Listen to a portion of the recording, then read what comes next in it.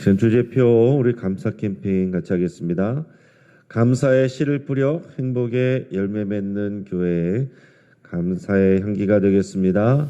감사의 꽃을 피우겠습니다. 감사의 열매를 맺겠습니다. 아멘. 묵상 말씀 골로새서 1장 13절 말씀 세 번 같이 하겠습니다.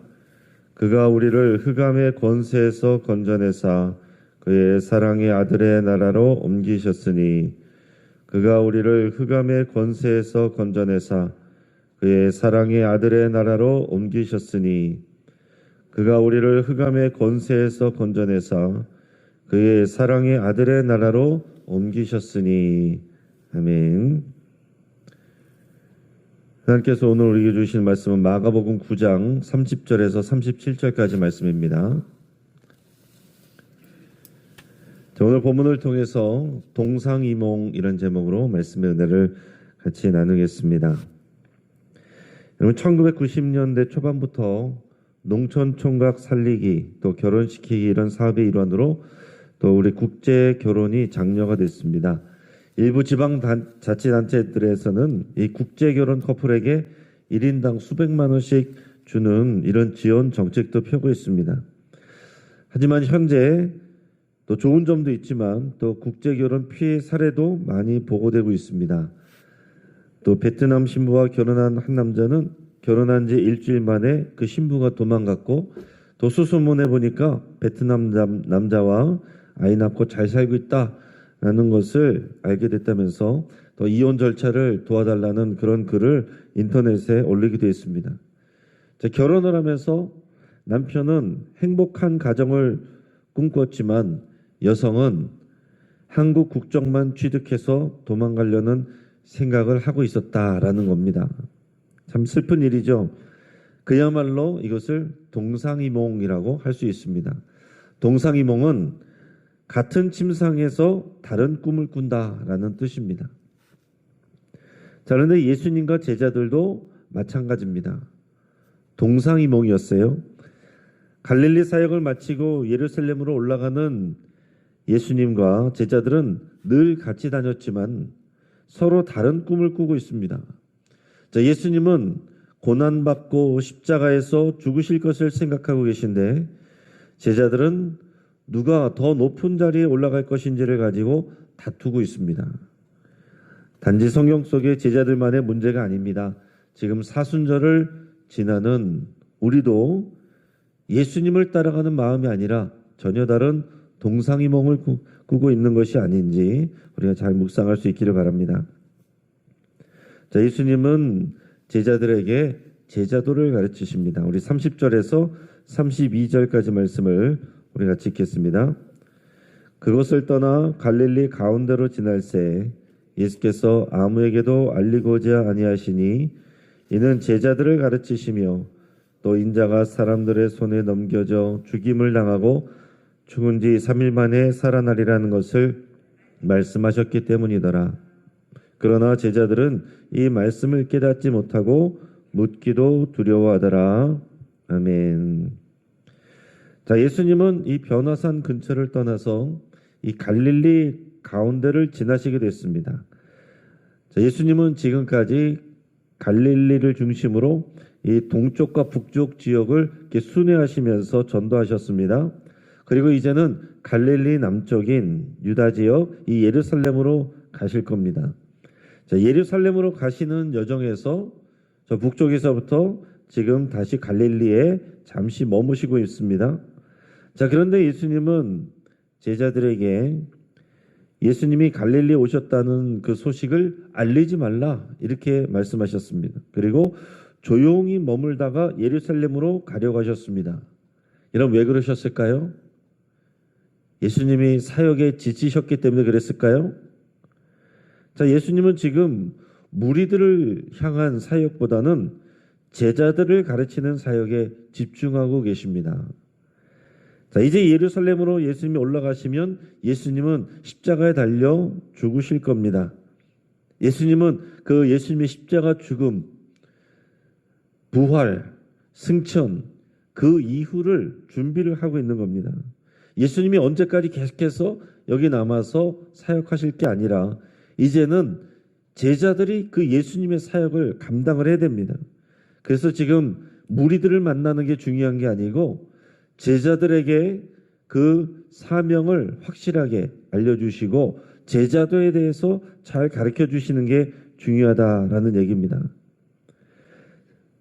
그래서 지금 예수님의 제자들을 부르셨던 이 갈릴리 지역에 다시 오셔서 제자들이 왜 예수님의 제자로 부름받게 됐는가, 또 예수님과 동행하며 지났던 시간들이 과연 어떤 의미들을 갖고 있는가, 이제 향후에 예루살렘으로 가시면서 어떤 일들이 벌어질 것이고 무엇을 준비해야 되는가, 이런 것들을 예수님이 당부하시고 가르치시기 위해서 무리들을 만나지 않고 은밀하게 이 갈릴리 지역에서 제자들을 대하고 계신다라는 얘기입니다. 자, 그러면서 예수님이 제자들에게 강조한 내용이 뭐예요? 예수님의 죽음과 부활에 대한 내용입니다. 내가 그 인자가 이제 사람들의 손에 넘겨져서 죽임을 당하고 죽은 지 3일 만에 다시 살아나리라, 이것을 말씀하셨습니다.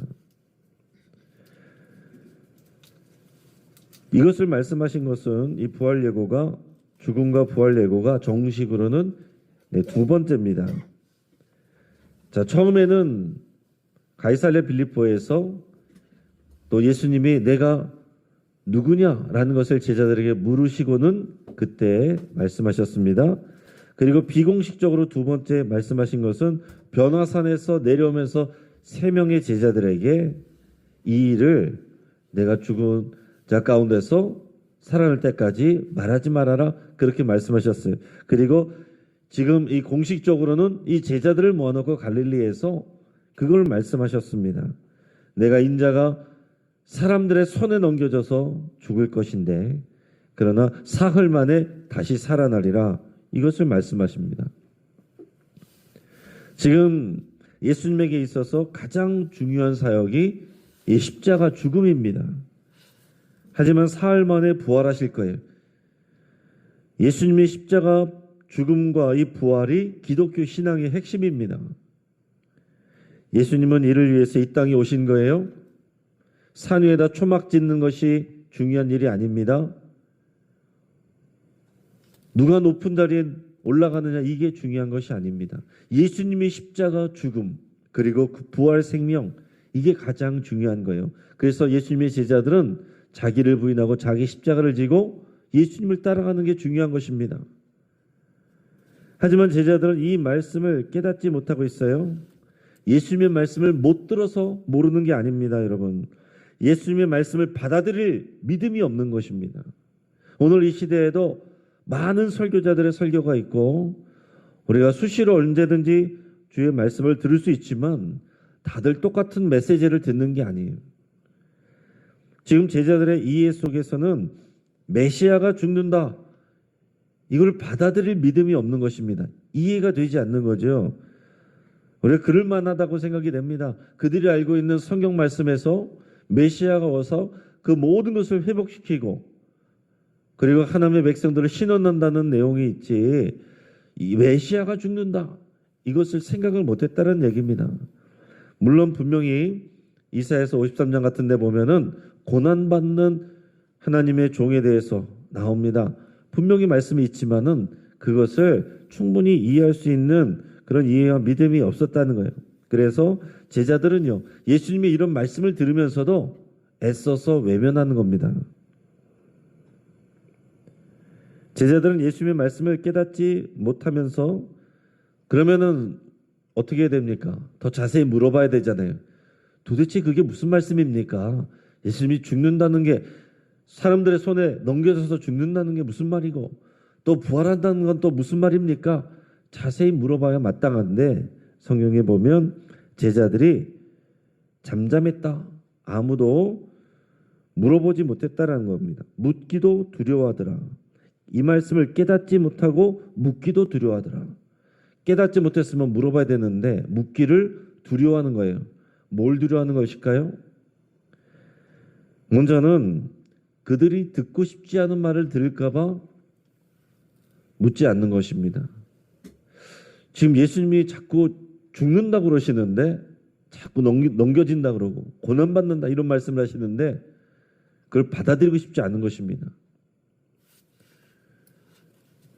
여러분, 우리가 병원에서도 우리가 뭔가 안 좋은 얘기를 하면 애써서 외면하고 싶잖아요. 안 좋은 소리를 들으면 그런 거를 잘 듣고 싶지 않은 것처럼, 자세히 알고 싶지 않은 것처럼, 예수님이 죽으신다는 그런 얘기를 들을 때 그걸 받아들이고 싶지 않은 겁니다. 예수님이 죽으신다? 그럼 어떻게 됩니까? 지금 예수님 믿고 따라다닌 제자들의 삶은 엉망이 되는 거잖아요. 그런 두려움, 뭔가 이런 사실을 받아들이고 싶지 않은 그런 마음이 있는 겁니다. 그리고 또 하나는 이 가이사랴 빌립보에서 베드로가 예수님을 말렸다가 크게 혼났습니다. 예수님 그러지 마십시오. 그랬다가 사탄아 내 뒤로 물러가라. 예수님이 그렇게 혼을 내셨습니다. 그거를 기억하고 있는 제자들이 괜히 말을 했다가 또 혼날까봐 또 감히 주님께 묻지 못하는 그런 것도 있다라는 얘기입니다. 지금 제자들은 보면 신앙이 없는 게 아닙니다. 예수님을 알고 예수님을 믿고 지금 이렇게 따라다닙니다. 그러나 막연한 신앙을 가지고 있습니다. 여러분, 이것이 우리들의 모습일 수 있어요. 우리 한국교회 성도들이 신앙에 열심히 있어서는 정말 다른 사람들을, 다른 나라들에게 본이 될 수 있습니다.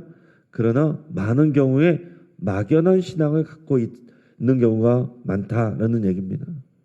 정말로 예수님께서 말씀하시는 이 제자도에 대해서는 잘 귀담아 듣지 않으려고 하는, 예수님의 이 십자가 죽음, 이 사순절 기간에 예수님의 고난과 죽음에 대해서 우리 묵상해야 되는데 자세히 묻지 않고 막연한 신앙을 가지고 살아가는 경우들이 많다는 얘기입니다.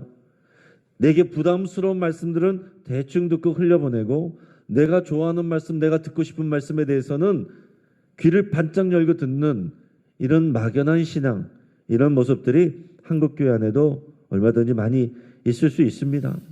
이것이 지금 각성하기 전에 제자들의 모습입니다. 예수님의 부활을 경험하기 전에 제자들의 모습이 이런 것입니다. 우리는 부활 예수님을 듣고서 예수님을 믿은 사람들이에요.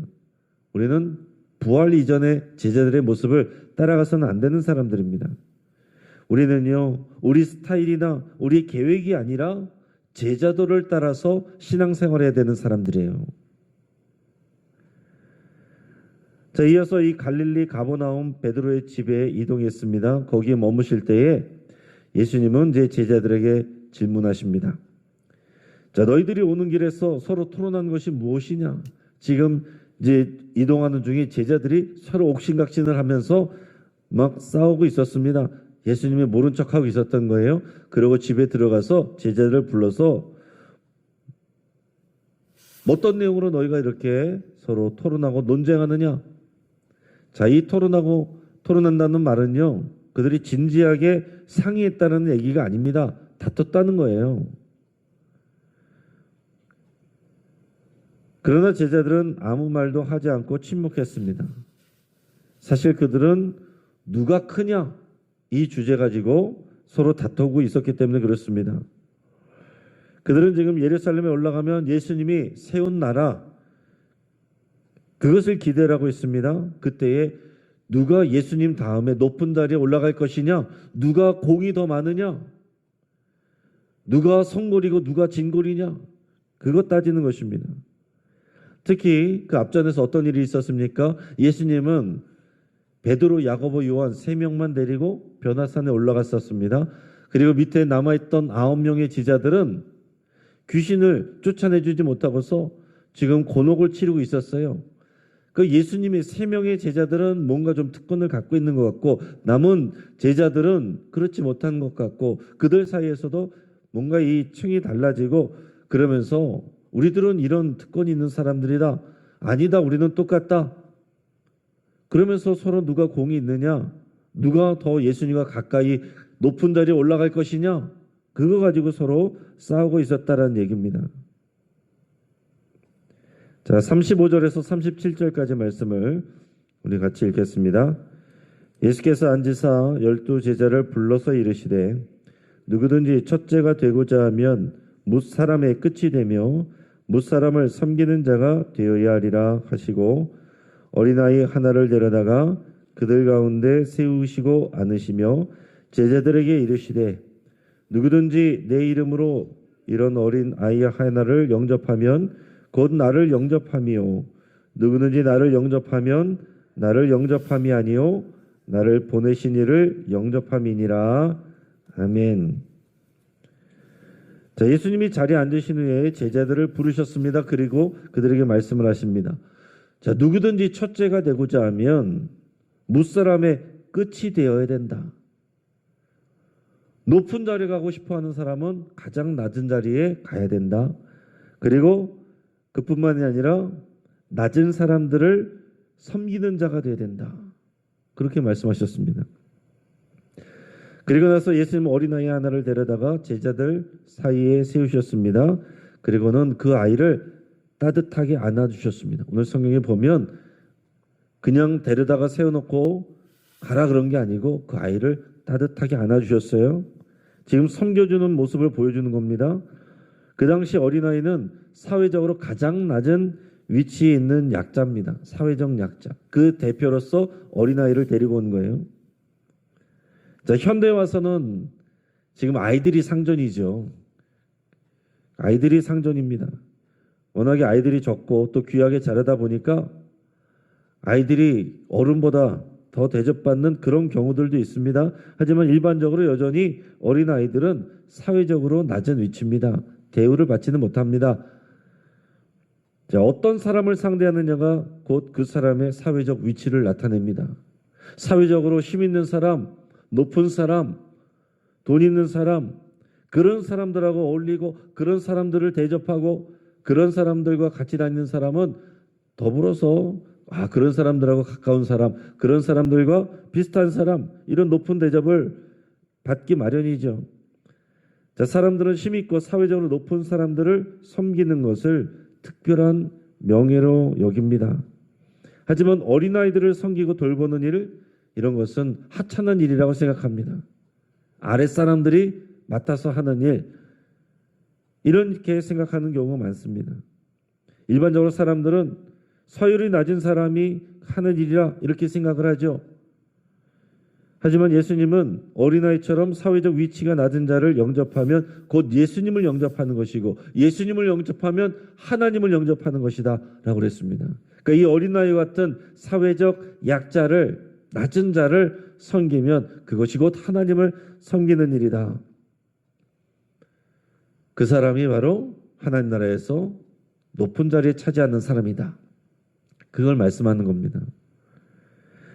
여러분, 우리는 이 땅에서 누가 높으냐? 여전히 중요한 문제입니다. 누가 위에 앉아야 되느냐? 누가 상석에 앉아야 되느냐? 이게 의전이죠. 의전에 실수하면 굉장히 곤혹스러운 일이 생깁니다. 오해가 생기고 또 관계에 문제가 생깁니다. 그러나 예수님은 높은 자리에 앉고자 하는 자는 끝으로 가라. 그리고 그 끝에 있는 사람들을 섬겨라. 이걸 예수님이 스스로 보여주신 겁니다. 지금 어린아이 하나를 데려다 놓고 안아주는 모습을 보여주셨습니다. 그리고 예수님은 하늘 보좌를 버리고 이 땅 가운데 내려오셔서 가장 낮은 곳으로 예루살렘도 아닌 베들레헴의 마구간으로 오셨고 그것도 모자라서 예수님은 영문 밖 십자가 골고다 언덕에서 그 위에서 피 흘려 죽으시기까지 가장 낮은 자리로 내려가시는 거죠. 그 모습을 통해 우리에게 섬기는 모습을 본을 보여주셨습니다. 제자도란 그 예수님을 따라가는 거예요. 높아지고자 하는 나를 부인하고 자기 십자가를 지고 사람들이 주목하지 않는 곳, 별 볼 일 없어 보이는 곳, 하찮아 보이는 곳, 그곳으로 따라가는 것이 제자도입니다. 바로 그곳에 예수님이 있고 바로 그곳에 하나님의 영광이 있다는 거죠. 여러분, 우리가 정말로 그 믿음이 있느냐 없느냐는 우리들의 삶을 통해서 나타납니다. 실제로 우리가 드러나는 것, 영광스러운 것, 상석, 이것을 좋아하느냐, 대접받기를 좋아하느냐, 그러나 소리 없이 낮은 곳으로 가서 낮은 자들을 섬기느냐, 그게 우리의 믿음의 실제적인 차이입니다. 여러분, 우리는 교회 안에서 섬기는 것도 봉사하는 것도 드러나는 일, 사람들에게 보여지는 일, 대접받는 일, 박수받는 일, 그런 것들을 더 선호하기 쉽습니다. 그러나 보이지 않는 곳에서 연약한 사람들을 대하는 일, 우리 주님이 그런 사람들을 주목하고 계시고 칭찬하십니다. 물론 드러나는 일들도 해야죠. 그러나 드러나지 않는 곳에서 낮은 자들을 섬기는 이 일이 주님이 하시는 일이고 그것에 하나님의 영광이 있고 그곳이 더 높은 자리다. 주님이 분명하게 말씀하십니다. 여러분, 이 땅 가운데서 높은 자리에 앉으려고 하면 안 되고 하나님 나라에서 영원토록 높은 자리에 앉기를 축복합니다. 이제 말씀을 정리합니다. 자, 예수님은 예루살렘으로 가는 길목에서 많은 무리들이 아니라 제자들에게 집중하셨습니다. 제자들에게 이 제자들을 따르는 것이 중요하다고 말씀하고 계십니다. 자, 예수님을 좋아하는 많은 무리보다 예수님을 알고 그 길을 따르는 제자들이 더 중요하다는 사실입니다. 사랑하는 여러분, 우리는 무리입니까? 제자입니까? 지금 오늘날 한국교회에 성도들 많이 있다라고 해도 이미 많이 줄었고 그 가운데서도 대부분은 무리로 지내요. 그러나 예수님은 제자들에게 집중하십니다. 우리가 제자입니다. 제자로 살아가시길 바랍니다. 제자들은 예수님께 사실을 묻기를 두려워했습니다. 사실은 십자가를 두려워하는 일이에요. 교회 생활하는 것은 좋아하지만 십자가를 두려워한다는 사실입니다. 자기를 부인하고 자기 십자가를 지고 따라가는 것을 싫어한다는 얘기입니다. 여러분, 십자가는 비참한 일이 아니에요. 그 십자가가 영광입니다. 제자들은 높은 자리를 차지하기 위해서 서로 경쟁하고 논쟁했습니다. 하지만 예수님은 어린 나이 하나를 사랑하는 것, 그 아이를 안아주는 것, 가장 낮은 자를 섬기는 일, 이것이 높임을 받을 것이라고 가르쳐 주셨습니다. 여러분, 오늘날 어린아이를 포함해서 이 사회적 약자들, 그것이 누구인가? 여러분 잘 생각하시고 내가 그들을 사랑하고 돌보는 그 일, 사람들은 알아주지 않을지라도 우리 주님이 기뻐하시고 그 가운데 함께 하시고 그 일이 바로 예수님을 섬기고 하나님을 섬기는 일이라고 말씀하고 있습니다. 오늘 그 일에 충실할 때 오늘 하나님께서 기뻐하시고 또 천국에서 가장 높은 곳으로 인도받는 저 여러분 되기를 주의 이름으로 축복합니다. 같이 한번 기도하겠습니다. 오늘 말씀을 붙잡고 함께 기도할 때 우리는 무리가 아니라 제자로 부름받았다는 것을 여러분 기억하시고 또 감사드릴 수 있기를 바랍니다. 높은 곳으로 가려고 경쟁하는 것이 아니라 예수님을 따라 낮은 곳으로 가기로 여러분 결단할 수 있기를 바랍니다. 낮은 자를 섬기는 일을 통해서 사람들의 인정이 아니라 하나님의 인정받기를 위해서 여러분 함께 기도할 수 있기 바랍니다. 여러분, 환우들을 위해서 함께 기도해 주시고 또 하나님의 또 치유의 손길로 붙들어 주시기를, 또 여러분들의 치유를 위해서도 같이 기도하시길 바랍니다.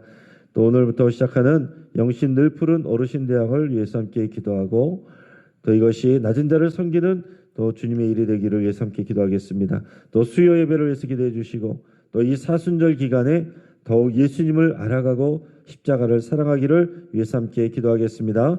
이 시간 우리가 주여 한번 부르짖고 합시다. 함께 기도하겠습니다. 주여